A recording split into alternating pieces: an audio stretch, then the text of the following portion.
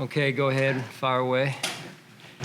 Hi, Sean, from your perspective, how valuable was that to get Josh in there and have the offense function like that in the first half? Yeah, it was good to see. I thought Brian Dable did a good job of establishing a rhythm for us on offense, and the execution I thought was very high, in particular that first series. Green Bay sat out 31 players. You, like a lot of teams, decided to play a lot of starters most of the half. Just the benefit in your eyes of, getting those.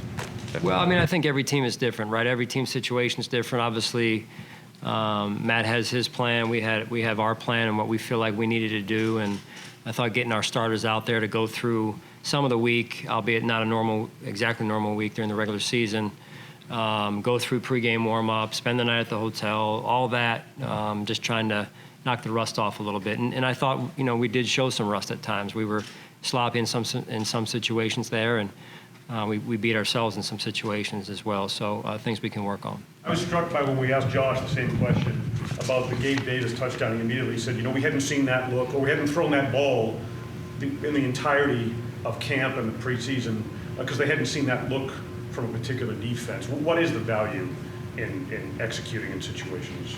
Yeah, I mean, it just goes back to playing some, at least in this case, in preseason. I thought there was some positives with that, and that being one of them. And then there were some things that came up in the game that we can learn from. Hey, we were down a long snapper, so AJ goes out there, and I thought for the most part did a pretty good job. I know we had the one, but how do we handle that? How does Matt handle that with that snap? And we burned some timeouts because clock running down on the operation. So all those things, it's hard to simulate all those on the practice field. So we try, but I thought we can continue to learn from those situations that came up in there. Before half, you saw I put Mitch in there. After half, I wanted him to go out there, and take a snap, which could come up in a regular season here without him knowing that it was coming, and so that was intentional. So it was some good stuff for us. How challenging are the next couple of days, both from the personal side of things, which you've frequently talked about, and then just from the sheer numbers and the depth of competition that you have at a lot of different spots? Yeah, I mean, it's, every year it's gotten more difficult to make. Those decisions are always difficult. When it comes to the talent on the roster, it's gotten more difficult because Brandon's done such a great job.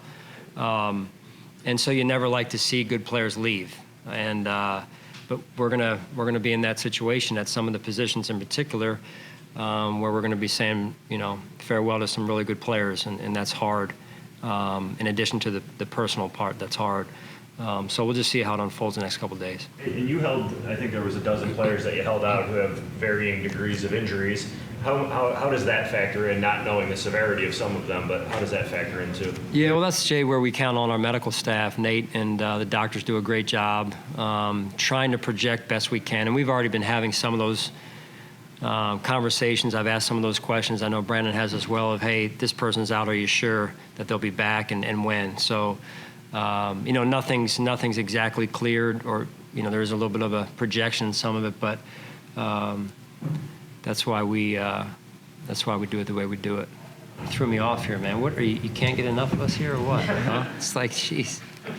It's like that movie, What About Bob or something, man, where they just keep showing up. Is that the movie, right? Man? Google that. Action, let a touchdown drive there. Just what do you think of what you saw from Jake? Yeah, that, again, wanted to take a good look at Jake there, and we were able to do that. I thought he did some good things, and he's out there playing too with some guys that they're new. Some of those guys were new to us just this week, so he had a lot to manage, and I thought he handled himself well. What was the plan for Josh today, just so that we were sure? Was it 3 series? Was it the entire first half? What was the setup, and did it change at all? I think it was about what I expected it to be. Honestly, the game, they had the ball and held the ball at times, so I think it shortened some of. I mean, before I looked up again, it was the second quarter already. So, really the plan was to just, again, like I said, get him into a rhythm and let him flow a little bit, and then get him out. And he definitely got into a rhythm, and then we got sloppy and didn't execute, and And then he came back and got into a rhythm again, which was good to see. All good experience and things that come up during the season that you got to be ready to do. When you mentioned getting into that rhythm, for him to not only string together all those completions, but to spread it out to 5 guys on the first drive, how much does that help this offense? Yeah, I mean, you want to be two-dimensional as much as you can, and spreading the ball around is part of being two-dimensional. So it just makes it that much more difficult to defend.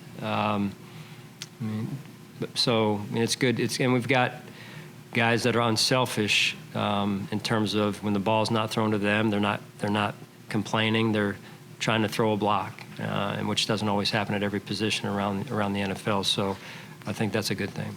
Sean, Isaiah McKenzie posted that he chose to get his first shot of the vaccine this coming days after he got fined. What sort of conversations had you had with him over the past few days since the fine, and how encouraging for you is it that someone has decided to do something that they haven't to this point? Yeah, John, listen, we had a lot of those questions come up at the last press conference about 3-4 days ago when I was here, or 2 days ago, whenever it was, and I respect you guys have a job to do, and you need to respect that I do as well. And I just like to keep all those conversations in-house. I respect our players' positions, and let's, as much as we can, focus on football, and we're trying to do the best job we can,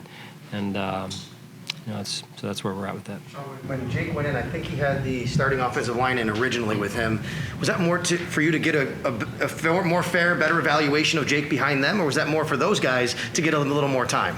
Both, really. I think it was both, and it was hot out there today, as you guys felt, and it was good for that first group of offensive linemen to come out of the locker room and put a good drive together. And then I thought they did that, and we pulled them out. We had the opportunity there, a timeout or a stoppage to get them switched out, and then the next group came in and did a solid job as well. So I was proud of the way that they handled that. I mean, not everybody was out there, and there's if they're not wired the right way, the guys can look around. Hey, I'm the only one starter still out here. What's going on? And they can kind of get their dauber down. But those guys handled it the right way, and I'm proud of them for it. What goes into the conversation and the decision on whether to keep 2 or 3 quarterbacks now that you've gotten a good look at Jake and Davis here? Yeah, I mean, again, it's just trying to balance the roster. You could even ask that question, Matt, as we go to training camp. Why do we have 4? Some people carry 3. I don't know, maybe some out there with 2, or very few if there are. So it's just a matter of, trying to balance the roster the right way and not let good football players leave either. So. You're down cornerbacks, so Cam Lewis got a lot of snaps. Mick McLeod got a lot of snaps today. Just how was that evaluation going of all those young guys at the cornerback? Yeah, I mean, they're good. They're good football players. Again, I credit Brandon and his staff. They do a good job. And it's even gotten, I mean, when you look at the bottom half of our roster there's some, as you mentioned, some competition. And those guys have gone back and forth in practice. You watch them out there today. And that's part of the evaluation, is to give them enough time for us to evaluate all those players. What's your plan for this week that now you don't have a 4th preseason game leading into the regular season? Are you giving guys time off? Or are you still going to try to keep them in a flow? What's the plan? Yeah, so we will this week, again, a little bit unique, I guess, but we'll try and get them some rest and then ramp them back up middle part of the week here for a couple good practices and pads, and then give them time off over the weekend there per the NFL protocols and rules at that point. So it should be an interesting week and in a lot of ways, but one that I hope that we'll handle the right way. I've always liked to rotate on the defensive line, but can you remember a time in your time in the league where you've had this type of a numbers game to solve? Yeah, I mean, I think on the some of the better teams I've been around, some of the better defenses, that's usually the case where you've got some numbers there and again, competition, which has been good for us. How do you feel about, you've seen Matt Hawk, your new punter now for a whole summer, just how do you feel about how he's done? Yeah, I think he's done some really good things. I mean, again, working today with a snapper that's not normally his snapper is an adjustment. And I thought mentally he handled that well, and as well as Tyler did the same. But that situation that came up was one that we can learn from. That situation, the situation before it happened, working on our game management before half, calling timeouts, seeing if we can have enough meat on the bone to force to attack in a counterattack fashion at the end of the half. So all those things are, from a game standpoint, are good for us that they come up. Is Reed still day-to-day, or is he in jeopardy for the first part of the season? Not to my knowledge, he's still day-to-day. It was just out of caution that we wanted to hold him here. So. I think, I don't know that we've asked you about him. Jaquan Johnson has been down for quite some time with the knee injury. What's his outlook here going forward? Again, that's one of those, as I can't remember who asked it earlier, but just counting on the trainers and what their projection is for Jaquan, that he should be fine. But it is, I think it's gone from week to week at this point to day, and I'm encouraged by the reports I'm hearing. And we have a lot of trust in Jaquan as well. So, but that's one of those that there is a projection on, and we're crossing our fingers at this point. So.